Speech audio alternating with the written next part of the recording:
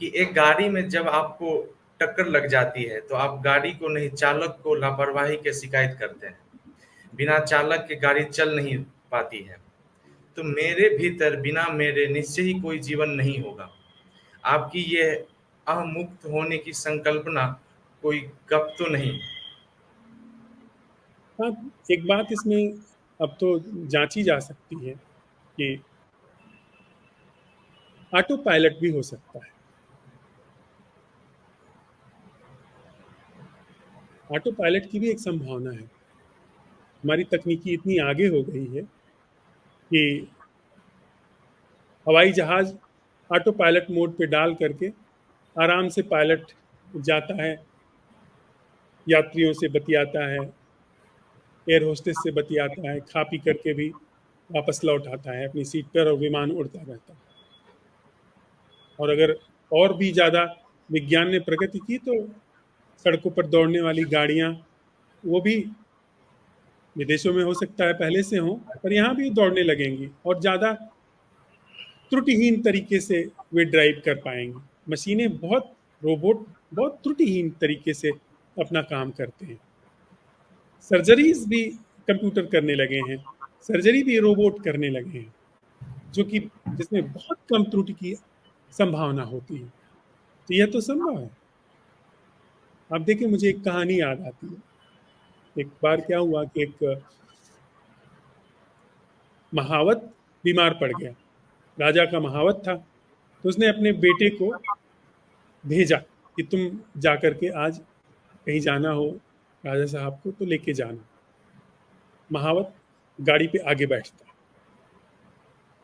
हाथी जी। हाथी की जो गाड़ी होती है उसको आगे बैठता है, पिलवान। अब वो आगे बैठ गया। जब सवारी निकली राजा की तो लोग फूल फेंकने लगे, जय जयकार करने लगे। अब तो वो सबसे आगे बैठा है। वो सोच रहा है कि अरे, ये तो बड़ा सम्मान हो रहा है मेरा। लोग जय जयकार कर रहे हैं, लोग फूल फेंक रहे हैं, लोग मालाएं फेंक रहे हैं। तो माला अगर सामने से आ रही है तो सबसे पहले उसके गर्दन में आ जाती थी, फूल उसके ऊपर गिर जाते थे। जो थोड़े बहुत बचते थे उससे बच जाते थे, वो जाकर के राजा के ऊपर गिरते थे। धीरे धीरे उसको भ्रम हो गया कि सारा जो सम्मान हो रहा है वह उसका हो रहा है। शाम होते होते वो अपने को राजा समझने लगा, फूला फूला। लेकिन शाम होते होते हाथी भी उससे छीन लिया गया, सवारी भी छीन ली गई। और जैसे होता है ड्राइवरों का हाल, कभी तो बिल्कुल नेताजी के साथ में फूले रहते हैं, और जैसे ही नेताजी अपने बंगले में घुसे, वे चाय की गोमटी पर बीड़ी पीते हुए नजर आते हैं। वही हाल हुआ। राजा कोई और है। हमारी ये जो मैं की स्थिति है, ये पिलवान की है, महावत की। हाथी पर सामने बैठे, भैया ड्राइव करने के लिए बैठे हैं। आप एक टेक्निकल चीज हो, जैसे कंप्यूटर एक टेक्निकल चीज है, रोबोट एक टेक्निकल चीज है। घर का स्वामी कोई और है, जीवन का स्वामी जीवन कोई और है। मैं की इस एजेंसी का थोड़ा उपयोग है। ये पूरा शरीर मस्तिष्क से काम करता है। जब हम आप चलते हैं तो कदम कहाँ रखना है, कहाँ नहीं रखना है, देखना कहाँ है, क्या गति करनी है, क्या सुनना है, ये एक केंद्र से गवर्न होता है जिसका नाम है मस्तिष्क। तो वो देखता है, आंख और पैर, इसमें तारतम्य एक समस्वरता बिठा करके रखता है मस्तिष्क, ताकि अगर सामने कंकर है, गोबर पड़ा हुआ है, तो पैर को कहे कि इधर चलो। उसमें बहुत अच्छे से तालमेल बिठा करके मस्तिष्क रखता है। अब यह मस्तिष्क जो तालमेल का केंद्र है, ये अपने को जीवन का केंद्र जब समझने लगे, इसका मतलब है कि पिलवान वाली दशा हो गई। जीवन कुछ और है, ये सिर्फ एक नौकर है। अहंकार जो है वो एक टेक्निकल चीज है, नौकर है। और समय के साथ साथ मैं की जरूरत नहीं है। जिस तरीके से बहुत तेजी से अगर सच में ही विकसित व्यक्ति होता तो कंप्यूटर को मैं की चीज दी जा सकती थी और जीवन बहुत मुक्त होता। अगर जिस तरीके से बाहर की चीजों में विकास हुआ है, सुविधाओं के जगत में विकास हुआ है, चैतन्य के धरातल पर व्यक्ति विकसित हुआ होता, तो इस विकसित हुई टेक्निकल गति को वो मैं के क्षेत्र को सौंप देता। और सरकारें, दुनिया की सारी ये जो आर्थिक, सामाजिक, राजनीतिक व्यवस्था है, ये अगर एक अच्छे कंप्यूटर के हाथ में आ जाए तो पूरी दुनिया में देशों की कोई जरूरत नहीं है, देश की सीमाओं की कोई जरूरत नहीं है, आर्म्स एंड आर्मामेंट की जरूरत नहीं है। पूरी पृथ्वी एक घर की तरह काम कर सकती है, पूरा ग्लोब एक तरीके से काम कर सकता है, जिसमें जहां पर पानी नहीं है वहां पर दूसरी जगह से पानी आ सकता है,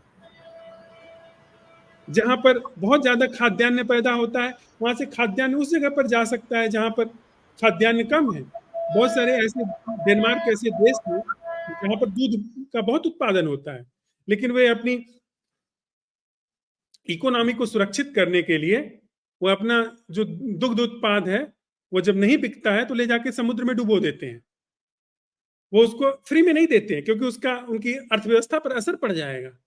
अगर ये पूरा जगत एक हो जाए तो जहां पर कहीं अकाल है, कहीं पर दवाई के लिए लोग मर रहे हैं, कहीं पर शिक्षा की जरूरत है, तो पूरी एक यूनिट की तरह काम करने लगेगा। फिर हम आपस में लड़ेंगे नहीं, फिर एक दूसरे की छाती पे बंदूक धर करके गोली नहीं मार देंगे, फिर तो एक अलग व्यवस्था होगी ना। ये तो हम, मैं, मेरा देश सबसे अच्छा है, मेरी जाति सबसे अच्छी है, मेरा वर्ण, मेरा धर्म सबसे अच्छा है, उसकी मान्यता के कारण तो सब, मैं के कारण, वो पिलवान जो बैठा है जिसने अपने को जीवन समझ लिया, उसके कारण यह सब खुराफात होने लगी है। अन्यथा ऐसा तो नहीं होता।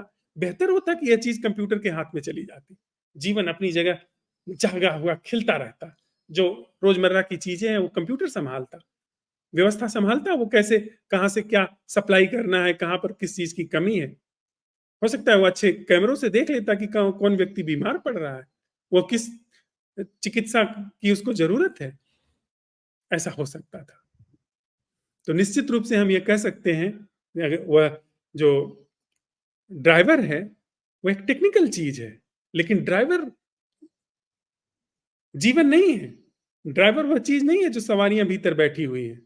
ड्राइवर गंतव्य नहीं है, ड्राइवर प्रस्थान का स्थान नहीं है। जो भीतर सवारियां बैठी हुई हैं उनके कारण ड्राइवर का अस्तित्व है। कोई ऐसे खाली बस लेकर के नहीं दौड़ाता, खाली ट्रेन, खाली ऐसे तफरी करने की बात होता अलग बात है, लेकिन खाली विमान लेकर के नहीं कोई उड़ता है। विमान उड़ रहा है क्योंकि भीतर यात्री है।